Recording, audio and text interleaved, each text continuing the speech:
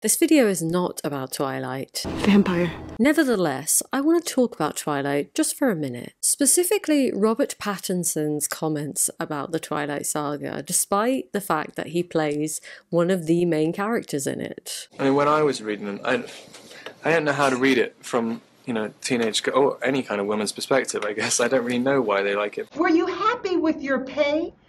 I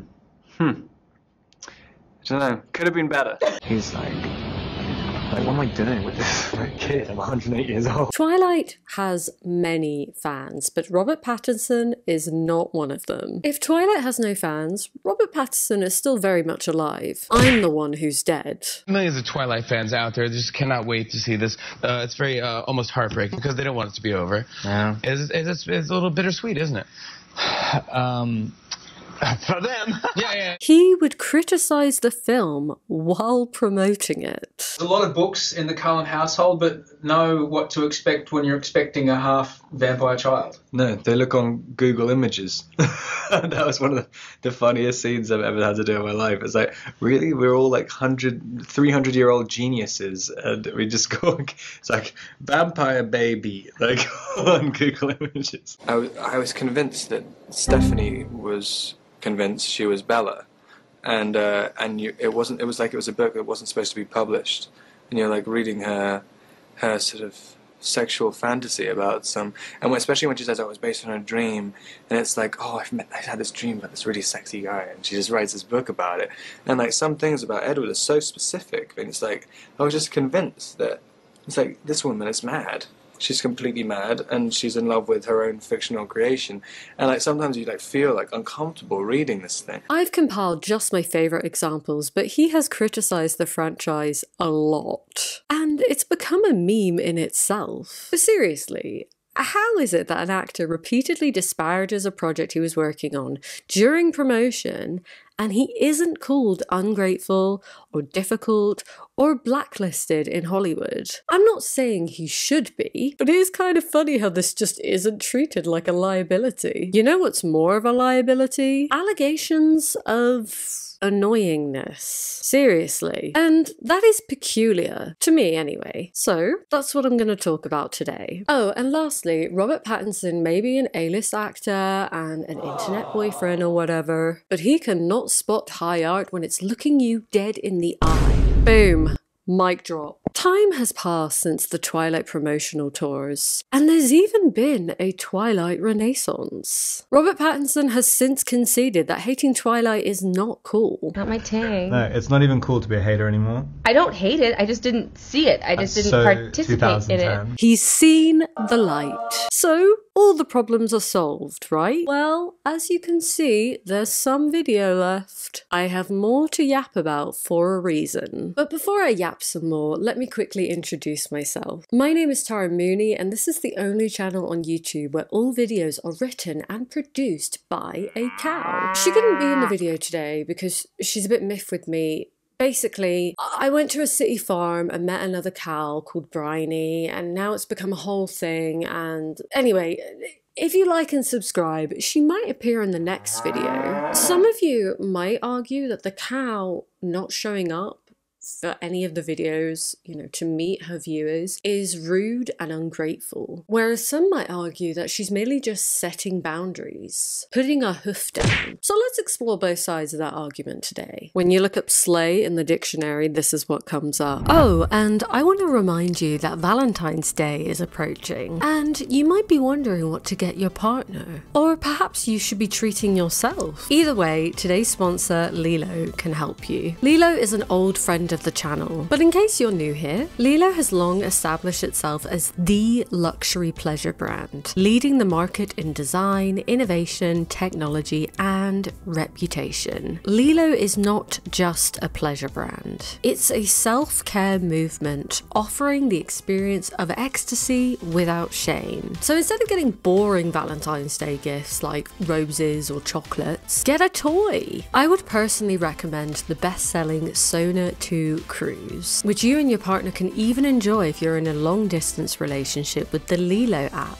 using the Love Bridge feature. You can set up a discreet chat room and seamlessly switch control over each other's Lilo app connected devices in real time and explore new sensations no matter the distance. I cannot recommend Lilo's products enough. I love that they're fully waterproof, so you can use them in the shower or the bath, and they're super easy to clean. Also, they're rechargeable, so you don't have to faff around with batteries, because who has time for that? Also, the colorways are so cute. Need I say more? So make sure to treat yourself to some incredible deals on Lilo's premium products during the Valentine's Day sale, and use my code to unlock an additional discount. Click the link in the description to unlock deals up to 50% and use my code TARA15 for an additional 15% off your next purchase. Treat yourself 2025.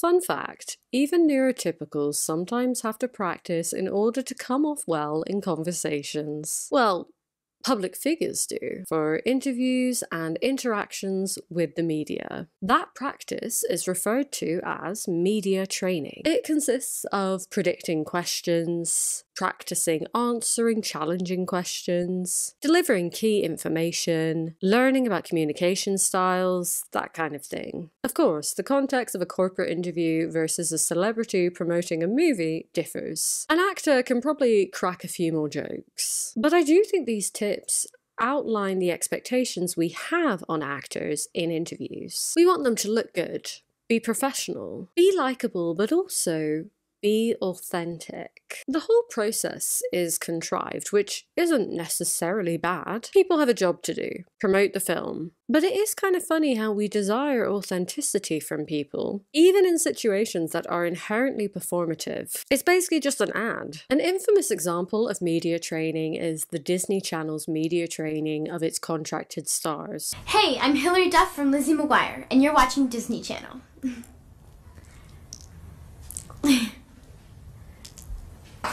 Disney 101. They train their stars hard in order to maintain Disney Channel's squeaky clean, family-friendly image. Joe Jonas has talked about this, sharing how he was taught how to change the subject whenever you were asked an uncomfortable question. Whoa! No, I'm not going to do that. Playing dumb is the best way of getting out of anything. The media training did not only pertain to interview etiquette, but also the star's general public image. Young adults were expected to appear as sexless beings. When Vanessa Hudgens of High School Musical had nude photos leaked of her, Disney reportedly forced her to apologize. While reflecting on the incident later in 2020, Hudgens said it was really fucked up that she was blamed for taking the photos, instead of people calling out those who leaked them. Bella Thorne claimed that Disney Channel threatened to fire her when photos appeared of her wearing a bikini at the beach. She was 14. The PR landscape has only grown more complicated with social media. Interviews once were the only way of seeing a celebrity's personality, but now they have social media. Anyone can post online their testimonies about their experiences with a celebrity. Let's just say, I don't envy them. I mean, I envy how rich they are and how hot they are, but you can be rich and hot without being famous. I can't name an example because I don't know who they are. But yeah, I'm such an empath that I can even empathize with rich people. It's my superpower. On a serious note, I think there is always room to have more empathy for people who are put in a no-win situation. I saw you in London talking a couple weeks ago on TV, and you seemed a lot more excited about it than you do right now. Are you just exhausted? No, I mean, I'm still very excited. You know, the premiere was last night. It was an emotional night. It felt like the end of an era, but I'm not any less excited than I was a couple of weeks ago. Maybe I had a bit more energy. It's the morning. You do seem a bit irritated. Perhaps it's just us. Yeah, I think it's just you. I think it probably is us. Well, then on that note... We figured as much. We'll let you go then. How about that? All right. We'll let you go take a little nap, maybe get a Red Bull. How about that? Media training is essential to learning how to manage the press, especially when they ask more invasive and difficult questions. So, what is this girl situation? Have you, like, been in love? Have you kissed girls? Like, how do you sing about girls? Have you had a lot of girlfriends? Have you had your first kiss yet? Yeah.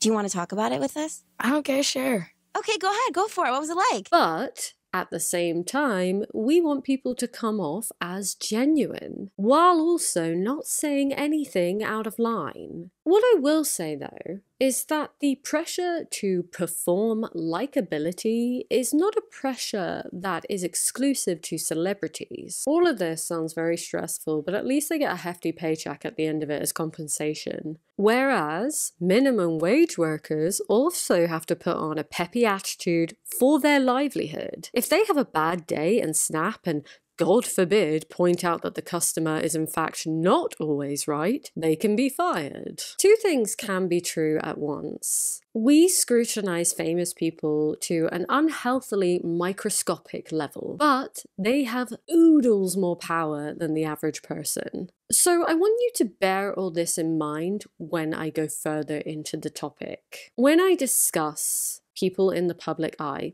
celebrities, and issues like misogyny, I am talking about them in the context of the Hollywood ecosystem. They may be better off than most other women in the world, but ultimately, they're still women. And historically, we don't like those.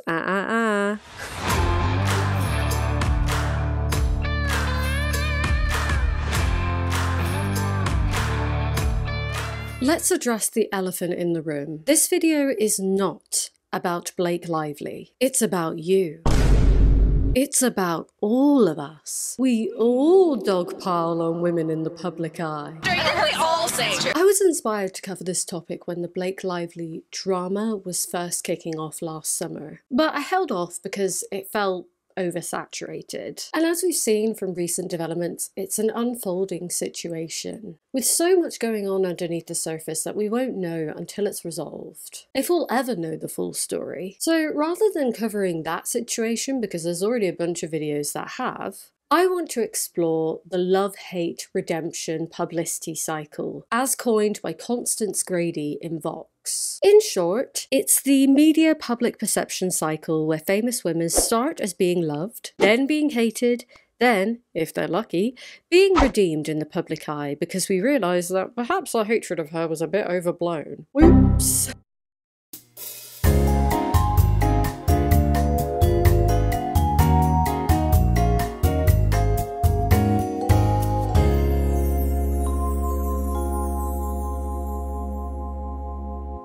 Anne Hathaway is the case study. You may know her as Mother, but once upon a time she was referred to quite differently by the general public. Why is Anne Hathaway the most hated star in Hollywood? Why does everyone hate Anne Hathaway? She's just so very Anne Hathaway. There's something about her that rubs me the wrong way. I feel like she's not a real person. It's not really Anne Hathaway I hate. It's all the lesser, real-life Anne Hathaways I have known. Princessy, theater-schooled girls who have no game and no sex appeal and eat raisins for dessert. She's so in line with the vision of the perfect female actress. Feminine, versatile, charming with a Pilates body and a mile-long Julia Roberts smile, that it can sometimes seem like she was made in a laboratory. You can't calculate charisma or cool. Both are contingent on the absence of trying, and Anne Hathaway is nothing if not a woman-shaped aggregation of trying. All female celebrities, like all people, are of course trying at something. It's just that some, like Lawrence, do a much better job of hiding the effort. My, what a large, beautiful mouth. I don't like it. Look at those dark, beautiful eyes. I don't like them. Listen to her skinny, beautiful words. I don't like them. Shut up. Shut up, Anne Hathaway. The last one was satire, but so much of the criticism she received was like that. So if you're asking, well, what did she do exactly? My answer is I don't know. I tried to find serious problematic things about her, you know, financial crimes, grooming, racism, even just being rude to customer service people. There were a couple of interviews where she was accused of being rude, but I'll put a pin in that for now. The main issue that people had with her, and by which I mean the public and the media, was that she was simply annoying. A writer for the New Yorker's Culture Desk blog, Sasha Weiss, explored the question, why are you so annoying? And then there was the contest on the San Francisco Chronicle's website, which anointed her the most annoying celebrity of 2013. How annoying is Anne Hathaway? A scientific inquiry. The reasons people found her annoying were that she was a theatre kid, she was too earnest, too visible, and most importantly, her face. As backed up by science. Is it a gender double standard, or is it her face? What are you doing? That's how I roll. But it may indeed be Hathaway's face that fuels her haters, if only subconsciously. When times are good, we prefer actresses with rounder faces, says psychology professor Terry Pettyjohn, who has conducted academic studies on actress preference. They convey these ideas of fun and youth. Hathaway, on the other hand, has a mature face, made distinctive by its slender shape and bone structure. It suggests she would be popular when times are more challenging. As the economy improves, Hathaway, whose peak of fame post-boyfriend, pre-Oscar hosting, came amid the 2008 economic crash, may just be a reminder of bad times. I feel so sorry for non-quacks in the psychology field having to contest with peers like this, and Jordan Peterson. So if Hathaway's face represents the 2008 financial crash, then what does mine represent? The Enron scandal? Gigi Hadid, on the other hand, the fall of the Berlin Wall. It was her general demeanour, but award shows were her time to shine in all her annoying glory. She took a big hit after trying too hard when co-hosting the 2011 Oscars with James Franco. Now, yeah, did it later turn out that James Franco had numerous sexual misconduct allegations against him, where he tried to sleep with a 17-year-old when he was 35? Shh! Let's get back to how annoying this woman is. As predicted by the Atlantic article I showed earlier, Hathaway delivered on the annoying fodder for her critics when winning the 2013 Oscar for Best Supporting Actress, where she said a mere 3 words. It came true. It came true. Now, what was supposed to be one of the happiest nights of this woman's life turned into a meme, essentially. And the press even asked her on the night, how do you deal with the fact that so many people hate you? People find you really annoying, Anne. To which she diplomatically replied, But you have to remember in life there's a positive to every negative and a negative to every positive. The miracle of the universe is, as far as they know, there's a 51% matter versus 49% antimatter. Things tip in the scale of positive, so that's what I focus on. It was a perfect Hermione Granger answer. It was also just as deeply annoying as the moment she stepped on the stage, Oscar in hand, and started her speech with, "It came true." Naturally, as the annoying theatre kid, she was pit against cool girl celebrities like Jennifer Lawrence. Mind you, people also eventually found Jennifer Lawrence annoying, so go figure. Incidentally, public opinion of female celebrities changes for the negative after they cut all their hair off. But anyways, the poor girl could not catch a break. So she went into hiding and gave herself a break. My impression is that people needed a break from me. Now, thankfully, when this happened, the media took a beat and did some self-reflection in their role in causing this extreme measure. Anne Hathaway knows she was annoying last year. Aww, Annie.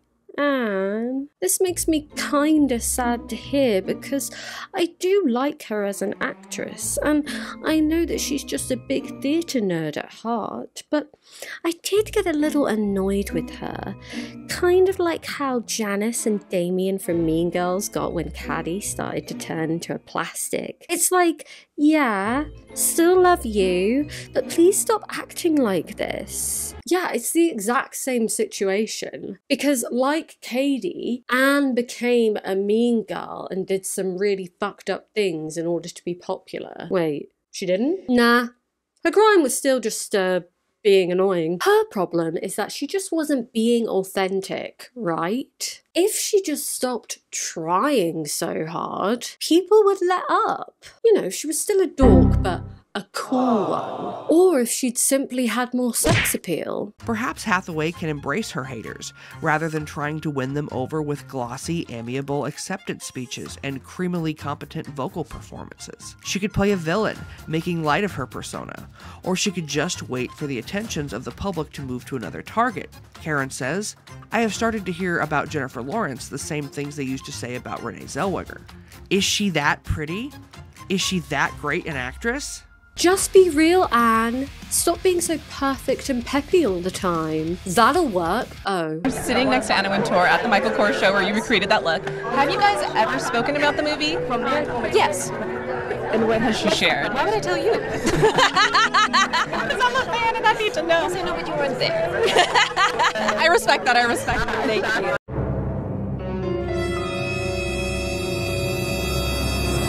Jump to 2024, a decade after the height of the Hatha-hate movement. Public opinion on Hathaway has shifted dramatically, and she's finally safe. Or so we thought. So I was going to ask you to do the first question in singing. Can I sing it to you and you can sing back the answer? Well, I won't be doing that, but you're more than welcome to sing.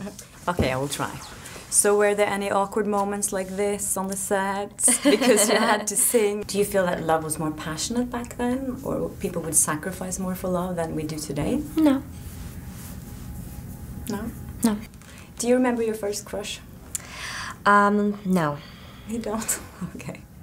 Thank you very much. Thank you very much. Thank you. It's nice to meet you. That clip I just showed was during the Les Mis press tour, but was not shared by the journalist until 2024. She recently received notoriety and loads of public support after releasing a rude interview with Blake Lively from 2016, titled The Blake Lively Interview That Made Me Want to Quit My Job. The reception was largely positive because public opinion of Lively was already so negative. That being said, when she did the same and tried to highlight another awkward interview with a celebrity, it did not land the same way, and that is because it was with our girl Anne Hathaway. Do you feel that love was more passionate back then, or people would sacrifice more for love than we do today? No. Do you remember your first crush?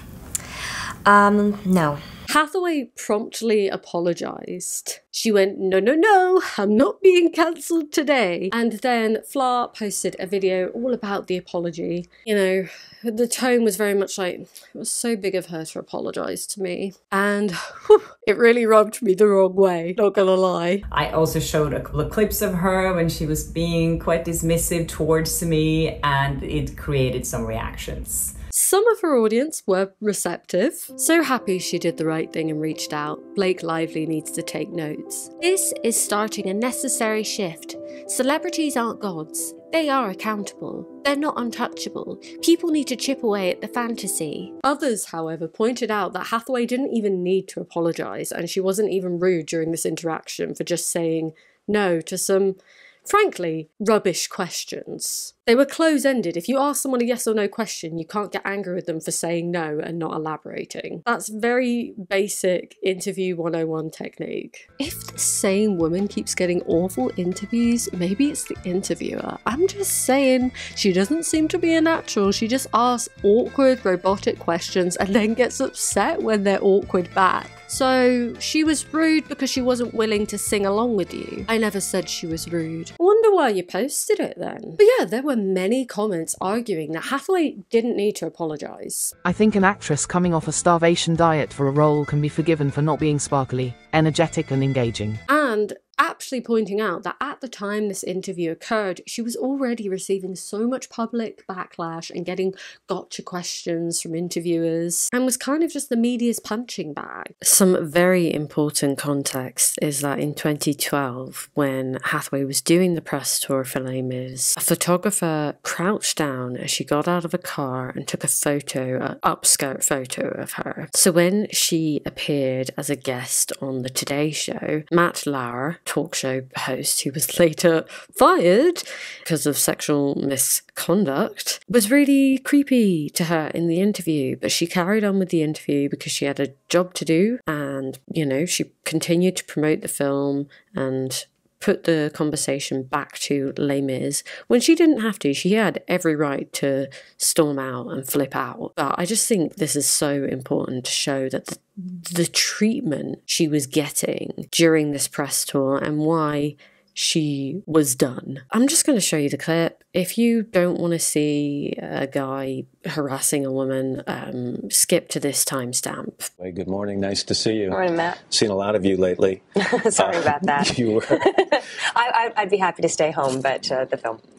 Let's just get it out of the way. You had a little wardrobe malfunction the other night. What's the lesson learned from something like that, other than that you keep smiling, which you always do?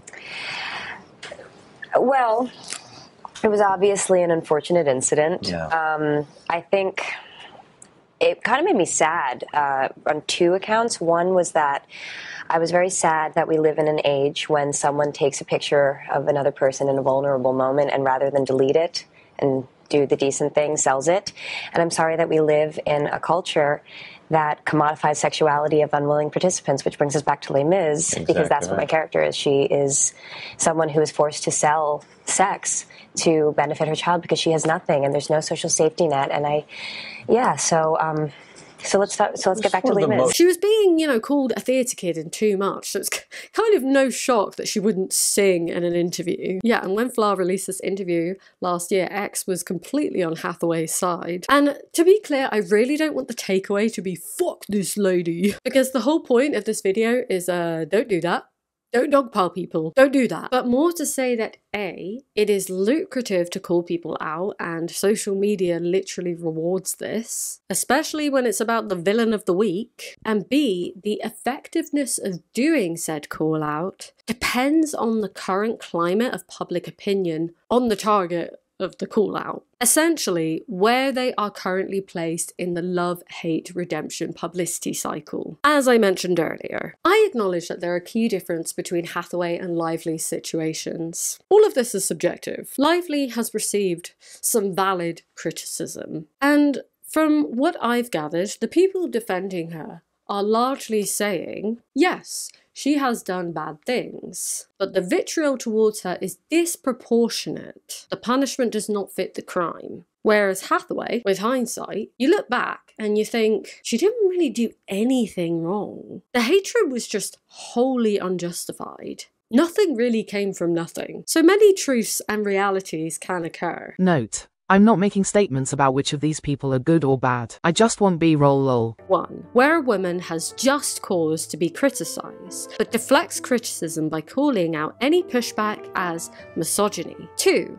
There is also the truth that it isn't inherently misogynistic to critique a woman, and that there are times where she should be, but the backlash is exacerbated by misogyny. 3. Then there's the most tragic circumstance, where a woman is vilified unjustly, purely due to misogyny. All of these scenarios have occurred in history, and there's so much nuance to all of this. No situation is exactly the same. And, you know, just because I'm saying that I personally believe Hathaway did nothing wrong, it doesn't mean that I don't think we should ever criticise a woman's wrongdoings. It's now culturally acceptable to say that 2013's Anne Hathaway hatred was based on systemic misogyny, just as it was culturally acceptable to say in 2013 that you hated Anne Hathaway. But that shift doesn't have all that much to do with Hathaway herself, nor is it because we are all exponentially more woke now than we were in 2013. It has to do with where Anne Hathaway is in her publicity cycle. You can see her cycle repeated in what's been happening to Jennifer Lawrence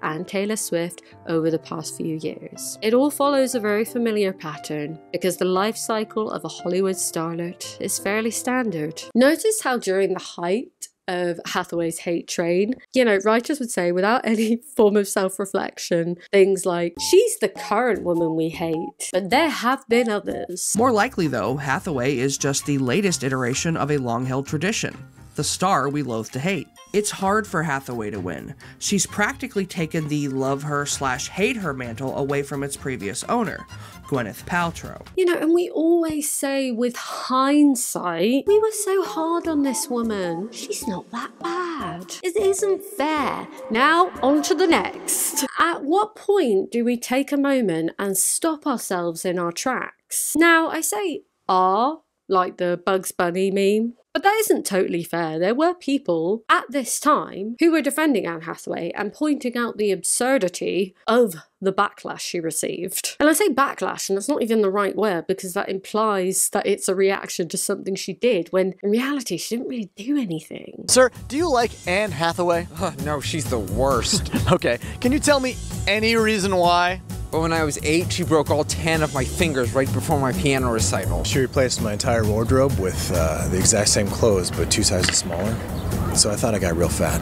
She once went through a 4-year adoption screening process, and then she drove away the second the orphan reached for the car door. So how did Anne Hathaway claw her way out of this? She took a break. She had to go into hiding. Grady breaks down this cycle into stages. Phase 1. This woman is pretty and she's talented. Phase 2. This woman is absolutely everywhere and I love her. Phase 3. This woman is absolutely everywhere and I hate her. Phase 4. Personally, I think it's anti-feminist to hate this woman, and she's so pretty and so talented. Now, this wouldn't be a video essay if I didn't say, we live in a society. Misogyny bad, blah, blah, blah, blah, blah. Unless you want to argue that it isn't bad, then go on, son, whip it out. I'm ready to duel. So, society, misogyny. I don't think acknowledging that alone is enough. Double psych. This video is about Blake Lively. Wow.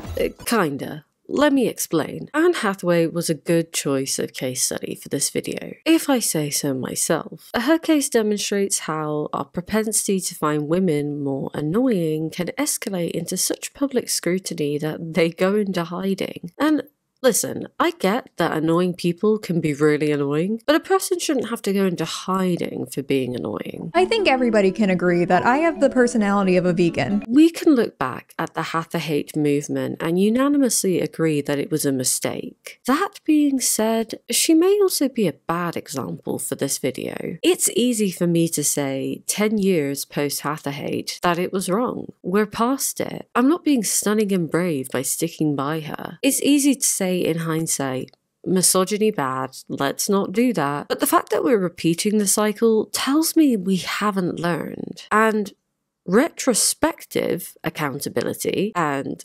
self-reflection way in the future doesn't break the cycle, but merely delivers a public apology to the specific individual targeted. We've said, sorry Brittany, sorry Lindsay, and sorry Anne, but there will be others. The new trend of redemptive Anne Hathaway think pieces does not necessarily indicate that we are all stronger and wiser and better now, and that over the past 8 years we have magically learned to stop hating women. If we had, we wouldn't be repeating the whole procedure with a new string of starlets. Now, what about more complicated cases? What about women who are messier and more challenging to defend? That's where Blake Lively comes in. I'm hesitant to even cover her because firstly, she does have things that are worth critiquing, like the plantation wedding, mocking her co-star for being born in prison. She's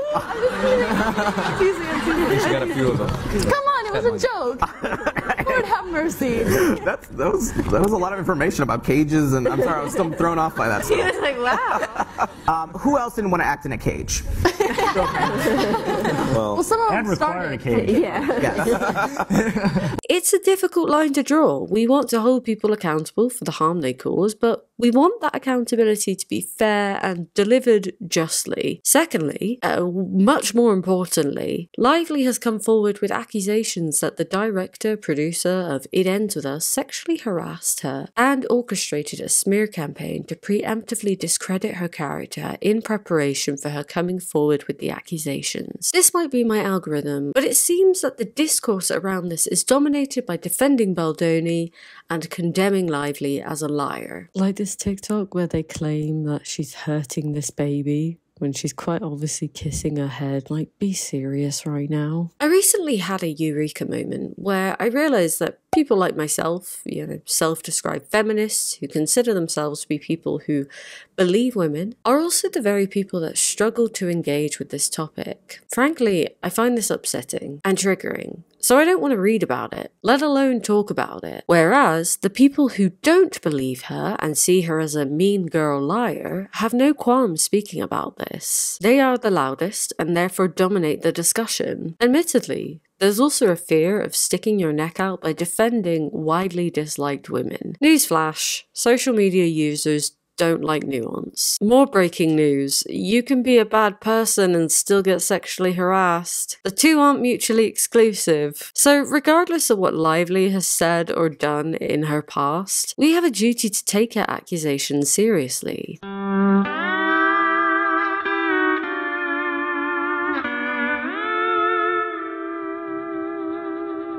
What are we doing here? Whew, deep breath. But yeah, I despair. It all feels quite hopeless because at this point, I'm sure I'm preaching to the choir. Whether a smear campaign did or didn't take place, what we do know is that social media gave it life. We don't see as many positive articles correcting the record because that's not clickable. And I want to remind you that this does matter, even if these women are powerful. Because they are. If this can hurt women with the ability to fight back, then what about the rest of us? Hathaway lost roles due to Hathaway, and some of you may say, oh, womp womp, but that is her livelihood. A lot of people wouldn't give me roles because they were so concerned about how toxic my identity had become online. I had an angel in Christopher Nolan who did not care about that and gave me one of the most beautiful roles I've had in one of the best films that I've been a part of.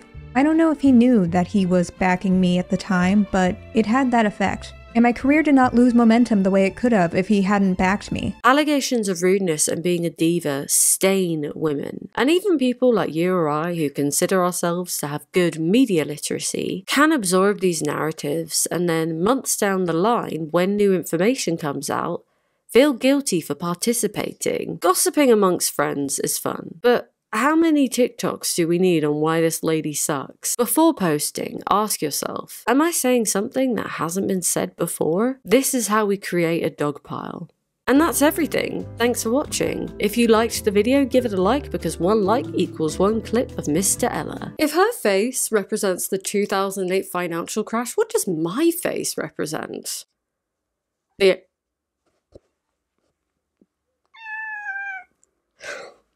you were being naughty. Make sure to check out Lilo, and thanks so much to my patrons for keeping the channel alive. And I will see you in the next one.